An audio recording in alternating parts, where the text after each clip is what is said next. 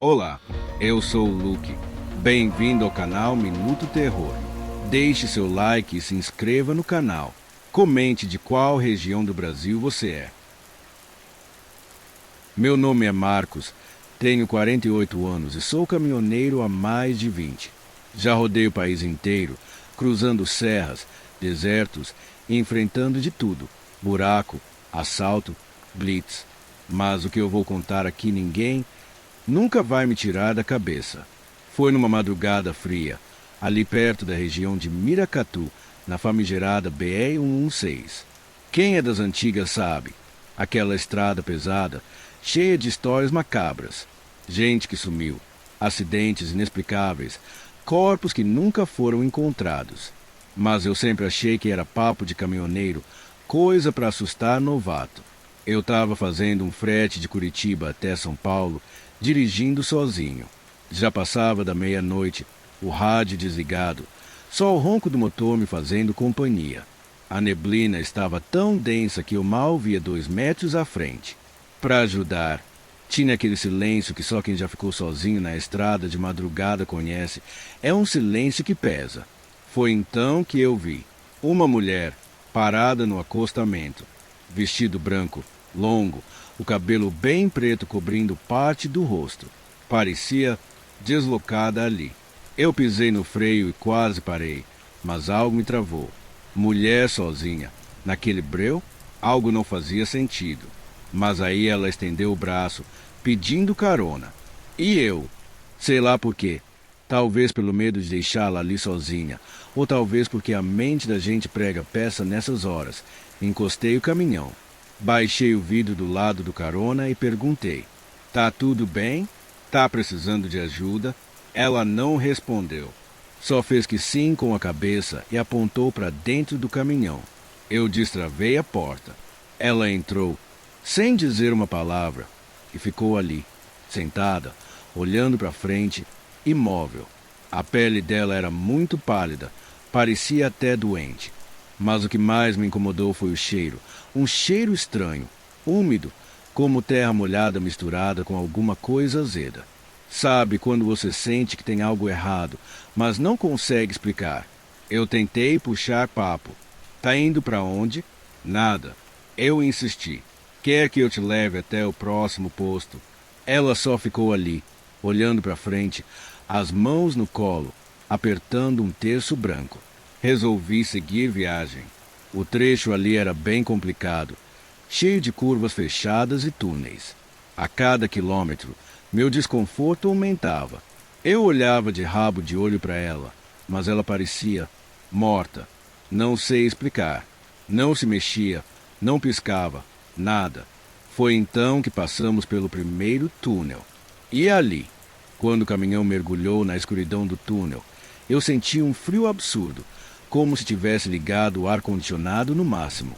Olhei para o banco do carona e ela não estava mais lá. Parei o caminhão no acostamento, com o coração disparado. Desci, acendi a lanterna, olhei para baixo, para os arredores. Nada, nenhum sinal dela. Eu fiquei parado ali por uns bons minutos, tentando entender o que tinha acontecido. Será que eu estava tão cansado que tinha imaginado tudo? Não podia ser. Eu senti o cheiro dela. Eu vi o terço na mão dela. Voltei para o caminhão, ainda tremendo. Quando entrei, o banco do carona estava molhado, como se alguém tivesse sentado ali com a roupa encharcada. E no painel, tinha o terço branco deixado ali. Eu não conseguia respirar. Liguei o motor e saí dali o mais rápido que pude. Mais uns 20 quilômetros para frente, parei num posto para tomar um café, me acalmar. Contei para o frentista o que tinha acontecido e ele só balançou a cabeça, com aquele olhar de quem já ouviu a mesma coisa antes. Ele me disse: "Você não foi o primeiro. Não. Muitos já viram essa mulher.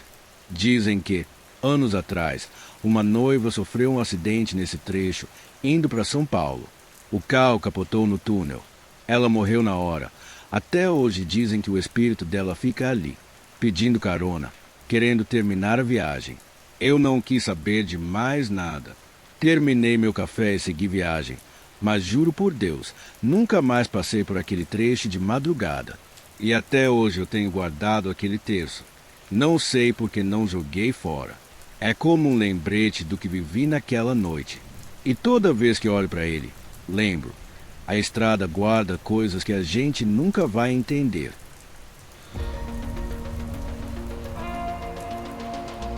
Eu já tô com mais de 65 anos. Rapaz, taxista desde os meus 20. E vou te dizer, já vi muita coisa por essas ruas. Gente boa, gente ruim, bêbado, doido, ladrão. Mas o que eu vou te contar agora, isso eu nunca esqueci. Nem vou esquecer. Já fazendo uns 30 anos, mais ou menos. Não tinha esses aplicativos de hoje. Não. Era tudo no ponto. O freguês ligava no telefone fixo do rádio táxi, pedia corrida e a gente ia buscar. Aquela noite era uma daquelas noites frias, escuras, de garoa fina que mal molha, mas que deixa tudo mais triste, mais pesado. Sabe? Madrugada já. Devia ser quase 2 da manhã. Eu estava no ponto, ali perto do cemitério do Araçá. Você conhece? Pois é. Sempre achei aquele lugar meio carregado, mas a gente vai ficando calejado. Não dá muita bola. O rádio chiou e o operador me passou uma chamada. Táxi 22, corrida na Praça das Figueiras, passageiro aguarda. Era pertinho, coisa de 5 minutos. Fui lá. Quando cheguei, rapaz, a praça estava vazia. Só aquele banco velho, debaixo de uma árvore enorme, e mais nada. Fiquei ali, com o carro parado, farol aceso, esperando. Aí, do nada, ouvi a porta de trás abrindo. Eu juro, não vi ninguém se aproximar, não ouvi passo nenhum. Só a porta abrindo e fechando. Olhei pelo retrovisor e tinha um sujeito sentado lá atrás. Casaco escuro, capuz cobrindo a cabeça. Não dava para ver direito o rosto, mas dava para perceber que era magro, meio curvado, olhando pela janela. Falei, boa noite, para onde a gente vai? Ele respondeu, com a voz baixa, quase um sussurro. Rua das Palmeiras. Era uma rua conhecida, meio escondida, encostada no cemitério. Falei, tá certo. Liguei o taxímetro e seguimos. O silêncio dentro do carro era esquisito. Ele não se mexia, não falava nada, só olhava pela janela, como se estivesse, sei lá, em outro mundo. Eu, para quebrar o gelo, puxei conversa. Tá frio hoje, hein? Esse tempo não melhora nunca. Nada, nenhuma resposta. Continuei. A rua foi ficando cada vez mais vazia, mais escura. E, olha, eu já rodei por muito lugar feio nessa cidade, mas aquela noite tinha alguma coisa diferente no ar. Uma sensação ruim, sabe? Aquela impressão de que você não devia estar ali. E aí? O taxímetro apagou. Do nada, olhei para o painel, o ponteiro da gasolina, zerado, o relógio, travado, o rádio, mudo. Parei o carro, olhei para ele pelo retrovisor e perguntei: Opa, é aqui mesmo? Ele só fez que sim com a cabeça, devagar, e abriu a porta. Desceu. Eu fiquei ali, olhando ele se afastar. E então percebi. Ele estava indo direto para o muro do cemitério. E não era pela entrada principal. Não, era por uma portinhola lateral, que eu nem sabia que existia. O mais estranho, o portão estava fechado com corrente e cadeado. Mas ele passou, como se não tivesse nada ali. Senti um calafrio subir pela espinha. Fiquei paralisado. Não sabia se descia, se ia atrás, se dava ré. Só sei que fiquei ali, com a mão agarrada no volante, sem conseguir me mexer. Aí, como num estalo, o taxímetro voltou a funcionar sozinho, e o rádio também. E o operador do outro lado. Táxi 22, tá na escuta? Tem corrida para você na Praça das Figueiras. Meu sangue gelou. Era a mesma praça de onde eu tinha acabado de pegar o sujeito. Eu respondi meio trêmulo. Mas eu acabei de sair de lá. E o operador, sem entender, Como assim? O passageiro tá esperando. Tá lá, dizendo que já viu o táxi passando.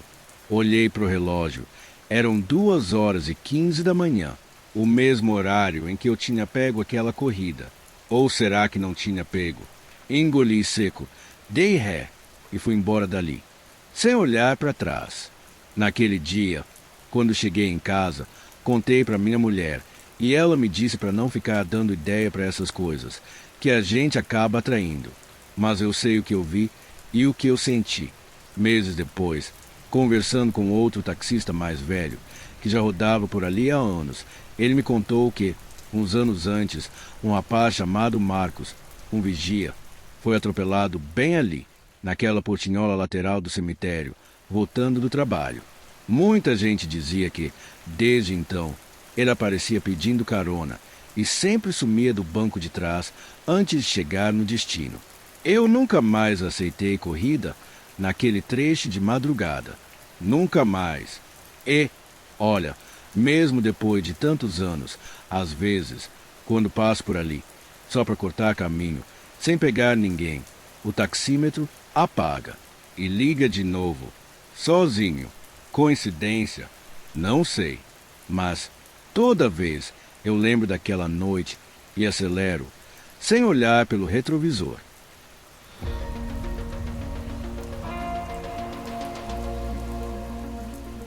Meu nome é João Batista, mas no rádio me chamam de Velho Jota. Há mais de 30 anos, dirijo pelas estradas do interior, carregando de tudo, de soja a peças de trator, pelas rodovias esburacadas do Brasil.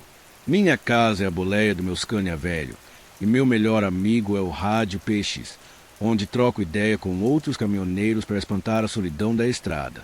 Isso foi há uns 5 anos, numa noite que nunca saiu da minha cabeça, quando ouvi algo que não explico até hoje. Era uma madrugada fria de inverno, por volta das 2 da manhã, na BR-163, um trecho deserto entre Dourados e Naviraí, no Mato Grosso do Sul. A estrada estava vazia, só o farol cortando a escuridão e o ronco do motor para me fazer companhia. Eu estava sintonizado na frequência 27.555, uma que a gente usa para conversar besteiras ou pedir ajuda quando o pneu fura ou o diesel acaba. De repente, o rádio chiou, um som agudo que quase me fez derrubar o café. Uma voz rouca, ofegante, cortou o silêncio. Alguém na escuta. Tô precisando de ajuda. Meu caminhão tombou na curva do quilômetro 230. Tô machucado, não consigo sair. Pelo amor de Deus, alguém vem. Fiquei alerta na hora. Conheço aquele trecho, a curva do Capim, uma descida traiçoeira onde o asfalto parece engolir quem não presta atenção. Peguei o microfone e respondi. Aqui é Velho Jota, na escuta. Qual seu nome? Amigo? Tô a uns 20 quilômetros daí. Chego em meia hora. Aguenta firme. Mas o rádio ficou mudo. Tentei de novo. Chamei. Pedi detalhes. Nada. Só o chiado, como se a frequência tivesse engolido a voz. Algo naquela chamada me deixou inquieto. Não era só o desespero do cara. Era o jeito que a voz soava, como se viesse de longe, abafada, com um eco que não fazia sentido. Mas eu sou da estrada, e na estrada a gente não deixa um companheiro na mão. Ajustei o volante, pesei fundo e rumei para o quilômetro 230. Enquanto dirigia, tentei contato com outros caminhoneiros na frequência, mas ninguém respondeu.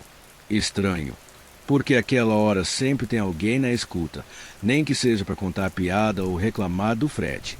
Cheguei à curva do Capim uns 25 minutos depois. A lua estava cheia, iluminando o trecho como se fosse dia. E lá estava, um caminhão tombado na ribanceira, a carreta virada, com a carga de madeira espalhada pela encosta. O cheiro de diesel pairava no ar, misturado com algo que não identifiquei, um odor meio metálico, meio podre. Desci do meu caminhão, peguei a lanterna e chamei. Ei, amigo, tô aqui. Cadê você? Nada. Só o vento soprando entre os capins altos. Aproximei-me do caminhão tombado, um Volvo antigo, com a cabine amassada. A porta do motorista estava aberta, mas não havia ninguém. Nem sangue, nem marcas, só o silêncio. Passei a lanterna pelo interior da cabine. Tinha um rádio peixes quebrado, com o fio solto e um terço pendurado no retrovisor. Algo me incomodou. O caminhão parecia velho, enferrujado, como se tivesse sido abandonado ali há anos. A poeira cobria o painel e o mato já crescia ao redor dos pneus. Não fazia sentido. Como alguém pede socorro de um rádio quebrado num caminhão que parecia esquecido pelo tempo? Voltei para o meu caminhão e tentei chamar no rádio de novo, mas a frequência estava morta. Resolvi parar no próximo posto, uns 10 quilômetros dali, para perguntar se alguém sabia de um acidente recente. No posto, um frentista velho, com cara de quem já viu de tudo, me olhou estranho quando contei o que vi. Você ouviu um chamado no quilômetro 230, né? Disse ele, coçando a barba. Não é a primeira vez. Faz uns 3 anos, um caminhoneiro, o Zé do Frete, tombou naquela curva. Morreu na hora, preso nas ferragens. Desde então, quem passa por ali à noite ouve ele pedindo ajuda no rádio. O caminhão está lá até hoje. Ninguém quis mexer. Eu senti o peso daquelas palavras, mas não disse nada. Perguntei se o tal Zé do Frete usava o rádio PX. O frentista confirmou. Era o que ele mais gostava. Sempre estava na frequência, ajudando quem precisava. Dizem que ele não sabe que morreu, que fica chamando, tentando ser salvo. Ele me olhou nos olhos e completou. Se ouvir de novo, não vá. Não é para gente viva. Voltei para a estrada, mas aquela noite mudou algo em mim. Tentei ignorar, seguir viagem, mas o rádio parecia diferente depois disso. Algumas noites, quando passo por aquele trecho, o chiado volta e às vezes ouço um sussurro.